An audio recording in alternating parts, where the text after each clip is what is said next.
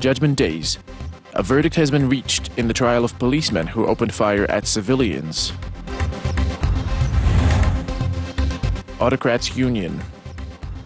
Eurasian Economic Union. The shape defines the content.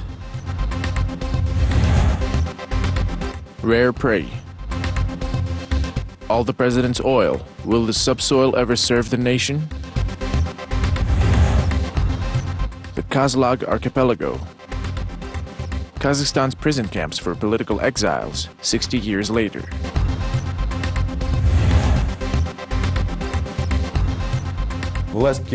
You're watching Vlast KZ on KpLus, political trends, highlights, and personalities of the past week. The trial of 5 policemen who opened fire at Zhanaozen residence on December 16th has come to an end. The court found them guilty and sentenced to prison terms ranging from 5 to 7 years. The observers considered these verdicts unreasonably mild and penalties incommensurable to deeds. Hawks will not pick hawks' eyes. This comment about the court's verdict was especially frequently heard last week. There is still no answer to the question of why only 5 policemen were made into scapegoats and why other shooters of the death squad were not brought to justice. 11 men are clearly seen on the amateur YouTube video, which means there are at least 6 policemen who have escaped penalty. In fact, there could have been no criminal case on the policemen at all, if not for the amateur video on the internet, which caught officers firing their guns at people and then finishing them off with batons. It is documented evidence of police brutality, which Aporda did not dare to ignore. After such exposure, the authorities were no longer trying to talk about the lawfulness of law enforcement's actions.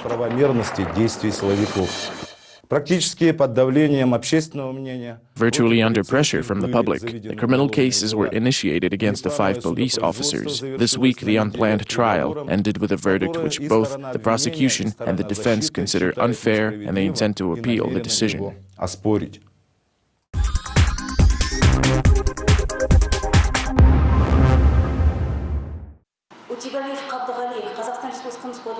Qadrgali Utigaliyev is sentenced to 7 years in a minimum security prison with confiscation of property. He is also banned from holding any office in law enforcement agencies upon 5 years after his release. Bigjan Bagdabayev is sentenced to 6 years of prison with confiscation of property under Article 308 of the Criminal Code.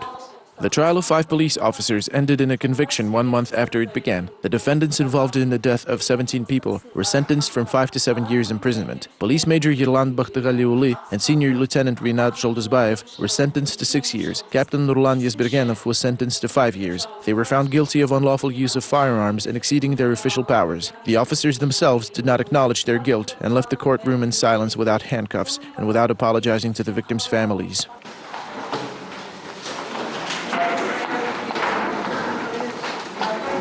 The injured party declared unanimously that the court was too humane. They were expecting a more severe punishment. We disagree. 5 years is too short. They should have been given 10 to 15 years.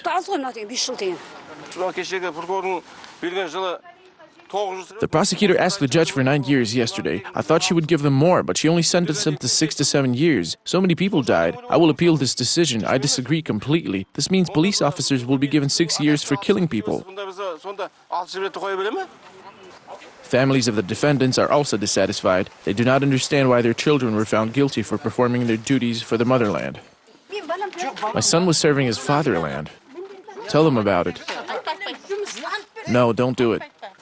Following the trial of police officers, human rights activists call the process disgraceful. The main question they pose is why police officers who killed people and peaceful residents of Shetpe who blocked rail tracks were given equal sentences. Logically speaking, Shetpe residents didn't even have weapons. They never fired a single shot, and they were sentenced to 5 years in prison. Compare that to 5 police officers that were made into scapegoats. Among the defendants, the highest-ranking officers are Deputy Head of the Mangistau Regional DIA Qadrgali Utigaliyev and First Deputy of Zhanaozen Police Department Yerlan Bakhtighaliuli. The 2 of them will be sent behind bars while their immediate supervisors were already promoted to ministerial positions. The head of the Zhanaozen Department of Internal Affairs, Major Mukhtar Kozaev, was appointed chairman of the investigative committee, while the chief of the Mangistau Regional Department of Internal Affairs, Colonel Lamajol Kabulov, is now a deputy chairman of the Criminal Police Committee. These are direct subordinates of the Interior Minister who gives out orders. These orders are reiterated by the head of the Department of the Interior, and the competent service receives orders to use firearms. Retired Colonel Nariman Hamitulli occupied leadership positions in the Interior Ministry for 18 years. He is now a practicing lawyer. Hamitulli is confident that the true perpetrators of the Zhanaozen massacre remain free. He calls the actions of the government delusional for encouraging rather than punishing those responsible for shooting civilians. Представитель Верховного суда – это те структуры, которые почти непосредственно президенту. The minister, along with the prosecutor and chairman of the Supreme Court, are reporting directly to the president. Any reasonable minister would not dare take on the burden to order the use of weapons, especially on a crowd of people. He is limited in his rights in such cases.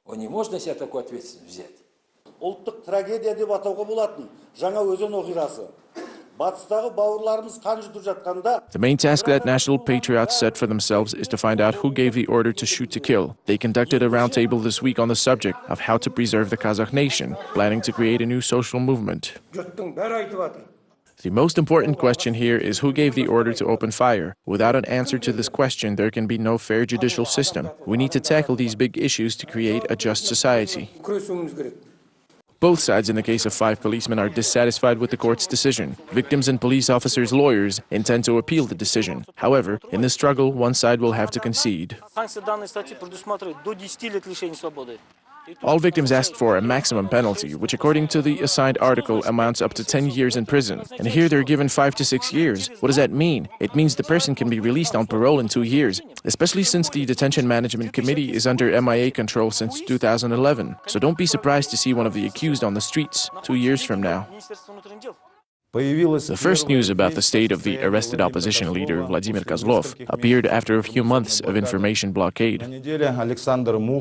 This week, Alexander Mukha, member of the Mangistau regional branch of the Kazakhstan Bureau for Human Rights, informed Radio Azattyk that he and his colleagues visited Kozlov, the leader of the opposition party Alga, in the Aktau detention center. The politician told human rights activists that he is fine. Alexander Mukha said Vladimir Kozlov seems to be quite in good shape, refutes rumors of torture, and has no claims against the staff of the Aktau detention center. Apparently, Serik Sapargali was placed in the next cell to Kozlov's and is also feeling fine. На сайте Казахстанского бюро по правам человека приводятся цитаты из разговора. The website of Kazakhstan's Bureau for Human Rights quotes Vladimir Kozlov as saying, "There are already about 110 volumes of files collected for the case, with 1,200 or 1,300 witnesses. The same witnesses were used for both the trial of 37 oil workers and our case. However, there is no direct evidence proving our guilt." Прямых доказательств нашей вины у них нет. Сказал Владимир Козлов правозащитникам. Vladimir Kozlov, the leader of the opposition party Alga, Serik Sapargali, an opposition politician, and civic activist Ayjanghul Amirova were all charged with inciting social hatred and placed under arrest back in January. Theater director Bolat Atabayev and head of the Ruh Pentil public organization, journalist Janbolat Mamay, were also involved in this case. О других событиях минувшей недели. Let's take a look at other events of the week. On Monday, May 28th, Russian Prime Minister Dmitry Medvedev arrived in Astana with an official visit, although Kazakhstan's leader expected to see the president instead. But after his inauguration, Vladimir Putin chose to make his first international trip to Belarus. As a result, Medvedev's visit did not draw as much attention as the reasons for Putin's absence and its underlying message. The main conclusion is that the old President Nazarbayev is seen as a fading player by Putin, who was elected for his 3rd term, which explains his priorities for country visits. The Kremlin hastened to explain the president's first visit to Belarus by stating that it was convenient logistically. The president's aide, Yuri Ushakov, was referring to the upcoming and main visits of Putin to Germany and France, so it was logical to select Belarus as a starting point, not Kazakhstan, as it was previously promised by Putin to Nazarbayev. Как Путин ранее обещал Назарбаеву. К охлаждению отношений это вряд ли приведет. It is unlikely that this will cool down relations significantly, especially since there is a cherished integration project for both presidents called the Eurasian Economic Union, though the economic part of the concept is being avoided lately, shortening the entity name to just Eurasian Union, which makes some people believe that the organization is primarily political. Прежде всего политический.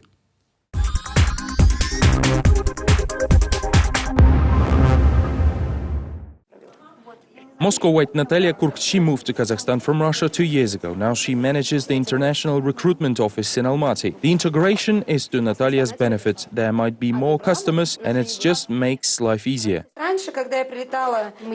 Previously, when I flew in the country, I used to receive one stamp in this immigration card. This means that I had 5 days to register. And in the end, it's very hard when you're flying every couple of weeks. Well, it's just impossible. As you see now, I have 2 stamps, which means that I have to register within a month. Also, I can fly as much as I want within this 1 month period. Kazakhstan, Russia and Belarus is like 3 comrades from an old popular Soviet song, always together, sharing everything and never beating around the bush. They communicate in simple language and even joke when one of them is late to a meeting.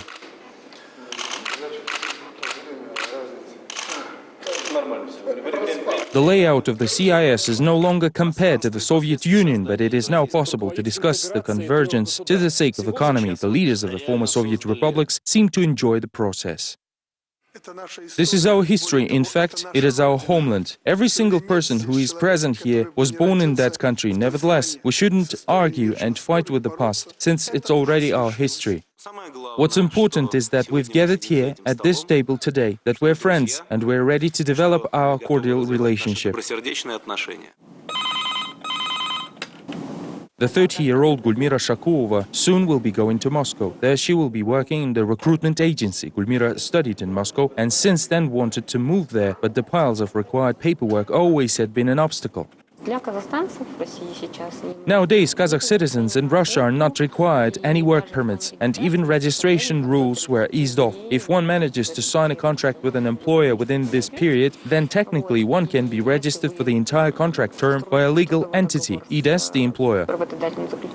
According to research data, lately a significant proportion of citizens from the former Soviet Union seem to be willing to work in neighboring countries. However, in practice, Kazakhstan has not yet abolished quotas and restrictions for foreign workers, and most likely it never will, says the recruitment agency director. It is questionable whether the market is ready to replace foreigners with locals, but the government has already taken steps to protect its citizens. As for the industry in general, there's a lot to protect, as the competition is not on the level, it's not yet developed here. Once they enter the market, and the Russians and Belarusians already did, I believe that Kazakhstan will have difficulties with competing in certain areas and will need to try very hard. It is already problematic to barricade from Russia and Belarus under the regulations of the customs union, while the external barriers along the borders of the alliance only get stronger. The big effect, of course, of this customs union is going to have, or is already having, is that tariffs which are levied on imports or from third countries, like maybe European Union countries, increase substantially.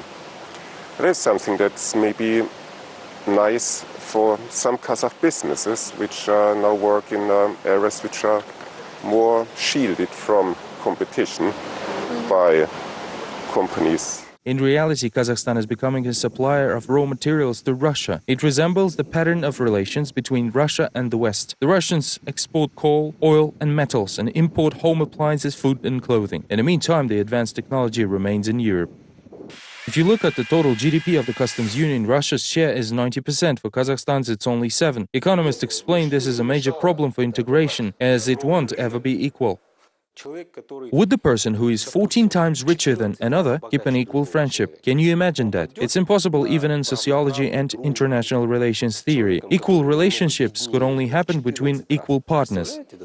The industry of Kazakhstan does not quite live up to the Russian level. According to scientists, the share of oil and metals within the entire volume of export is 51% and 25% respectively. In this case, Kazakhstan is at risk of becoming a mere supplier of raw materials, as the terms of domestic market will be dictated by the Russian and Belarusian producers. Practically, we have no producers of manufactured goods. They are in Belarus and Russia, while in Kazakhstan there are none. Therefore, Kazakh market has been simply captured mainly by Russian manufacturers. Customs unions typically create winners and losers, and it's not always very clear at the outset, who the winners and who the losers are going to be. Therefore, normally we would say, well, there should be some sort of political will.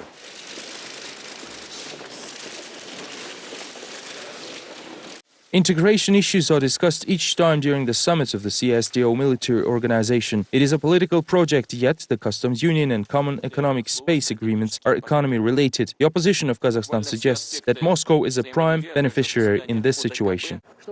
As for the Eurasian Economic Community, it's obvious that economic union grows into political, and Putin makes no secret about it. It has now become clear in what trouble Nazarbayev got himself. He thought this would be equal terms relations, yet he was wrong.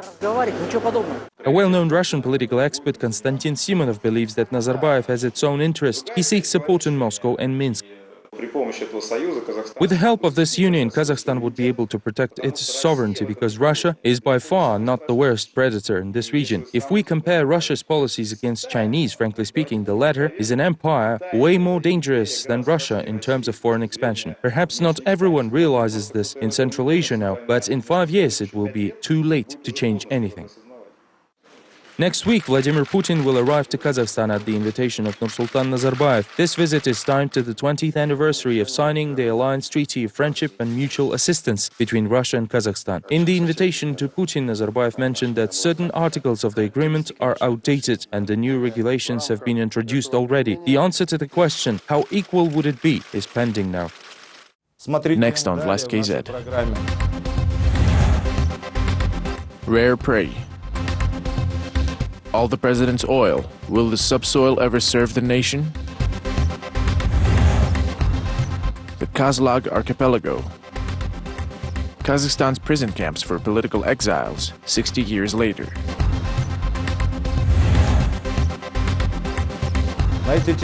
We will return to these subjects in a couple of minutes.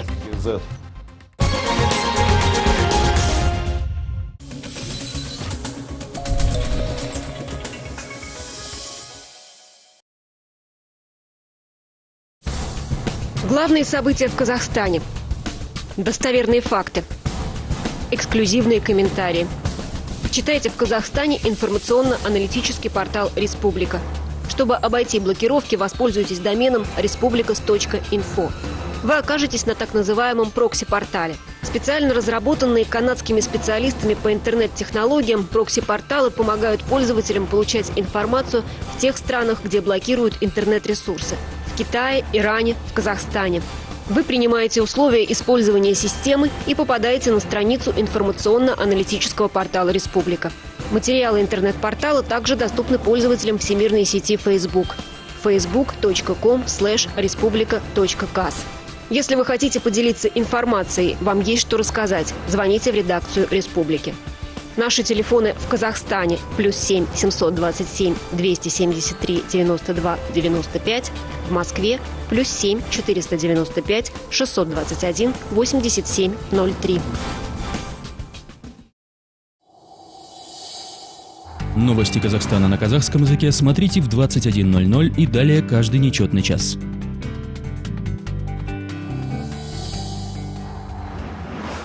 Новости Казахстана на русском языке в 22:00 и далее каждый четный час. Новости Казахстана на английском языке смотрите в 16:30, 17:30, 18:30 и 19:30 со вторника по субботу. Время Астаны.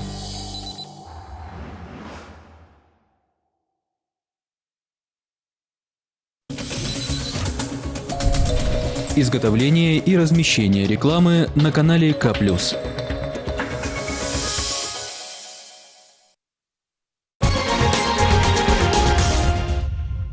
Продолжаем наш выпуск.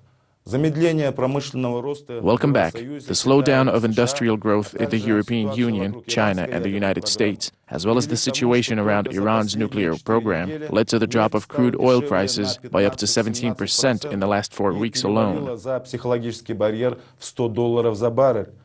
Experts believe that in the case of further decline of demand for oil, even the reduction of its extraction by Saudi Arabia would not be able to keep prices from dropping to $85 and $90 per barrel. In Kazakhstan's budget for 2012, the forecast for annual average oil prices is set at $90 US, although it was originally planned to be set at $80. These are alarming trends for the export-oriented economy of Kazakhstan. According to confirmed oil reserves data, Kazakhstan holds 3% of the global pool and is among 15 key oil-producing countries, although this fact does not bring happiness to the population so far.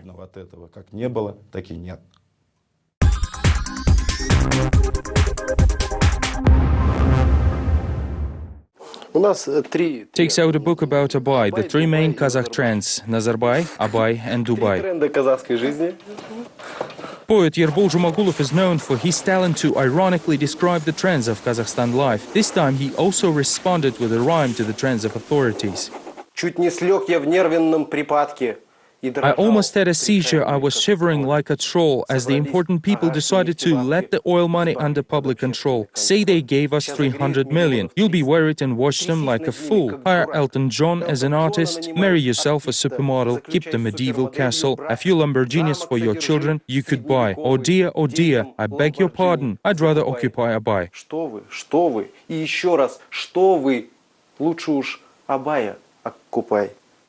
Yerbol recalls when he used to work at the Kazakh embassy in Moscow, he participated in the official opening ceremony of Abai's monument, which lately became a symbol of the dissenters. Recently, the poet became one of them himself. He particularly disagrees with the position of the authorities that his countrymen will squander the oil money once they receive it on their bank deposits.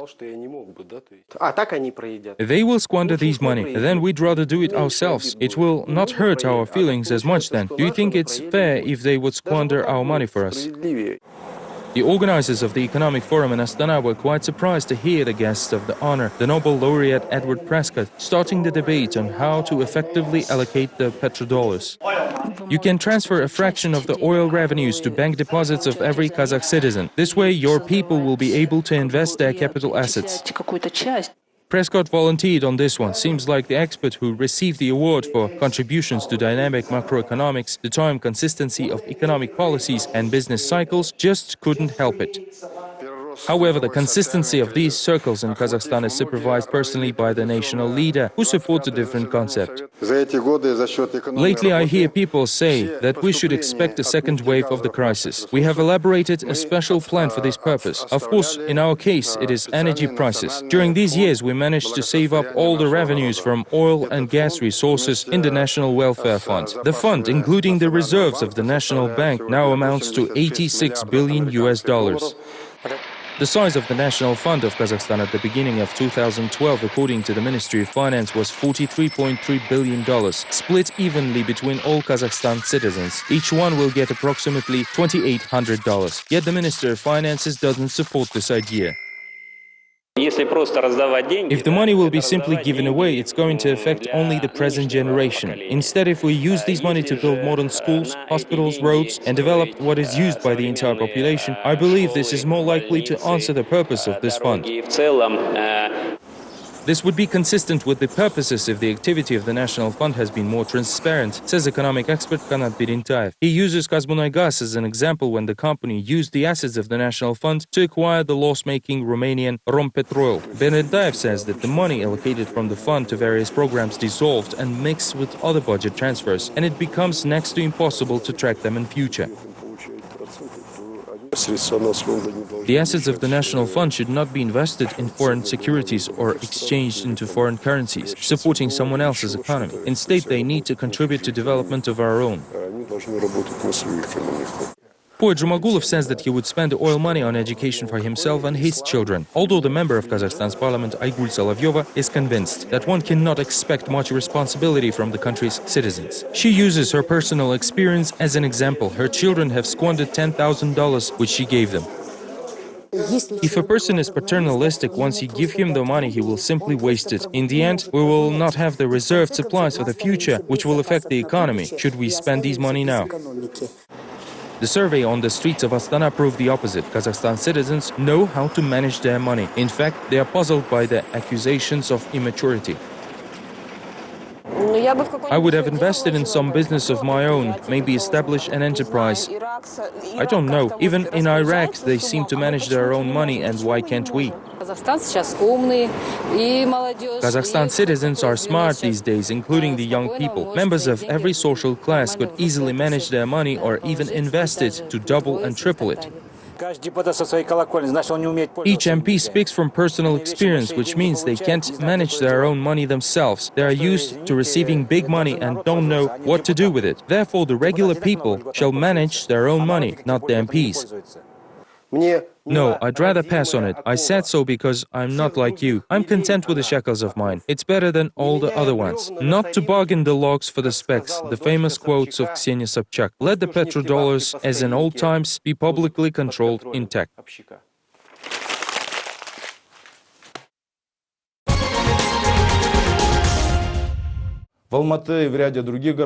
Rallies to commemorate victims of political repressions were held last week in Almaty and several other cities of Kazakhstan. Their participants demanded to release convicted persons accused of participation in Zhanaozen and Shetpe events and seize criminal prosecution of opposition leaders and civil society activists charged with inciting social hatred. The victims of Stalinist repression were remembered during the past week. In his early poems about Kazakhstan, Oljas Suleimanov wrote the following: "You are an enormous servitude on a small map. You and I are slaves born right there."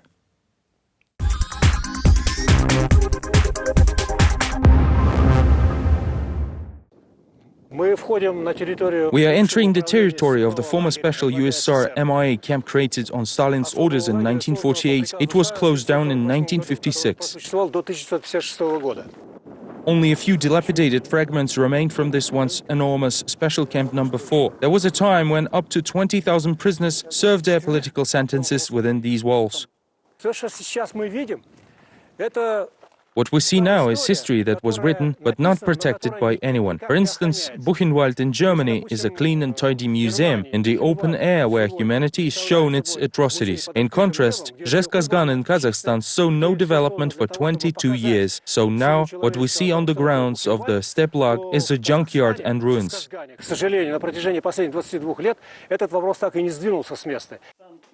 Igor Nikolaevich Pinchukov served time in both camps, the German Dora and Soviet Steplag. As a 13-year-old, he was sent to the Buchenwald subunit for the manufacture of secret foul rockets. Prisoners were rescued by Americans, which is how Igor Nikolaevich earned his nickname, the American.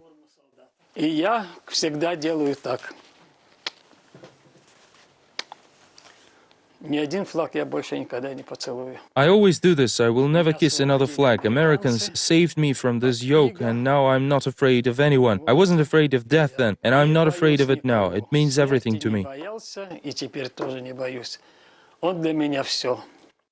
This encounter with American soldiers changed the course of Igor's life. I saw a soldier play the piano. I still can't live without music. He asked me who I was in Polish. I answered I was from Kiev, and of course, at the time everyone in Kiev spoke Polish. So we started talking, and he kept on playing. Another officer approached us and asked who I was. He offered me to come back the next day to listen to some more music. At their third encounter, the American officer offered Igor to be his foster son. The teenager was issued a military uniform, and this is how he became the son of the United States Army Regiment. The foster father helped Pinchukov find his mother in one of the Germany's camps, and she convinced her son not to leave for the United States. The two of them went back home to Kiev. From there, Soviet authorities sent his mother out to earthworks, while the failed American citizen was transported to Soviet camps charged with potential treason. The verdict said if I moved to the United States, I could have embarked on the path to treason.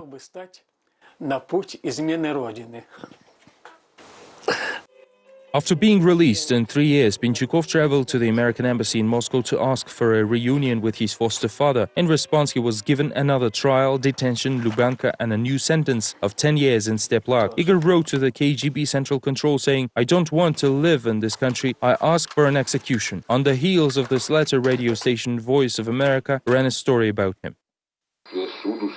The court investigation found that Pinchukov is systematically teaching other prisoners about the US politics, culture, arts, and lifestyle. Pinchukov arrived in Zhezkazgan via this railroad. There were 4 zones in Sector 3 of the Steplag, 2 for men, 1 for women, and a utility one. Its population was mixed. More than half of the prisoners were from Western Ukraine, Lithuania, Poland, Russia, and Kazakhstan. Each and every one was charged with high treason. There were no typical prisoners in the Steplag, therefore the traditions of the criminal world that blossomed in other camps were not existent here. There was simply no room for it. Пышным цветом расцветали в зонах, где были сосредоточены уголовники. Steplak prisoners built a processing and heating plants in Kengir reservoir at the town of Zhezkazgan. Many worked at the coal and manganese mines. Conditions were harsh there with 10-hour workday, bad food and vigilant surveillance. More than 1,500 people died during camp's existence, including shot by the guards and mauled by the guard dogs. A standard barrack housed up to 250 people who lived in rooms with 2 plank beds on top of each other, lining boards and enclosed stools. The outpost that let people in and out was also in place. The barrack walls were about as thick as a man's arm, at around 70 centimeters. Special prisoners demanded social conditions. Nonetheless, many political prisoners did not abandon their views in the camp. Several underground organizations were active in Steplak, most of which were created on a national basis. On May 16, 1954, tension levels escalated and the biggest uprising in Stalinist camp history took place in Kengir. The wall behind us separated the male from the female zone. When the Kengir uprising began, these walls were taken down and rioters broke into the female zone through the utility zone. The uprising lasted for 40 days. According to former prisoners' recollections, this was a celebration of freedom behind barbed wire. Igor Pinchukov worked as a male nurse at the time. The head doctor warned him about the approaching tanks and the counter-insurgency.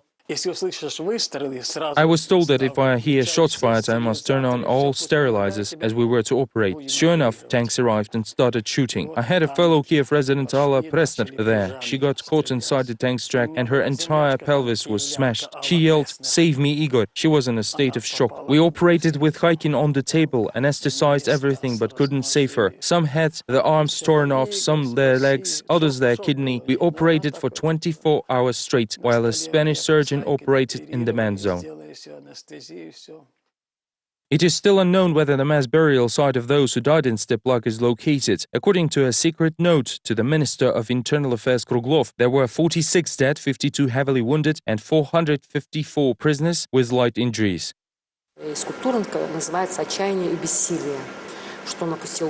He drops his head in despair and powerlessness. He doesn't know how to help his love. On the opposite side, the second sculpture is called Struggle and Hope. The woman raises her head and hopes that truth prevails. She's holding a collection of poems in her hands. She wants to find her children and understand everything.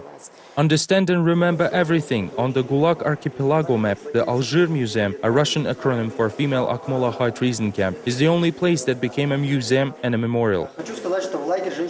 Women were mostly placed here by means of deception. They were told that they would be visiting their husbands, so they arrived made up, dressed up, and then they were arrested. There are personal belongings and photographs of certain famous female prisoners, including their dossiers. There is no trace of their barracks, only the garden that the women planted a long time ago. Our museum looks like a box that stores grief. Light falls from above and exhibits come to life. Secrets are unveiled. Everyone was silent for 70 years, but now we are working in the archives, finding documents, and they are all in our exhibit.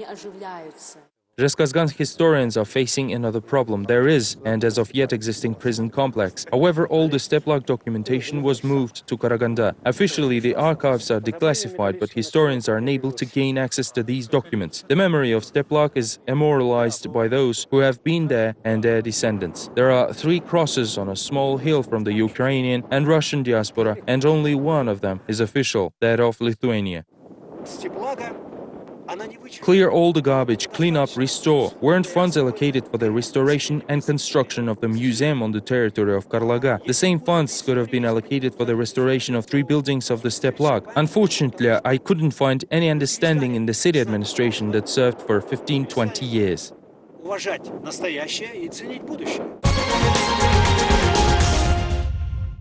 You were watching Vlast KZ on K+, political trends, highlights, and personalities of the past week. Goodbye.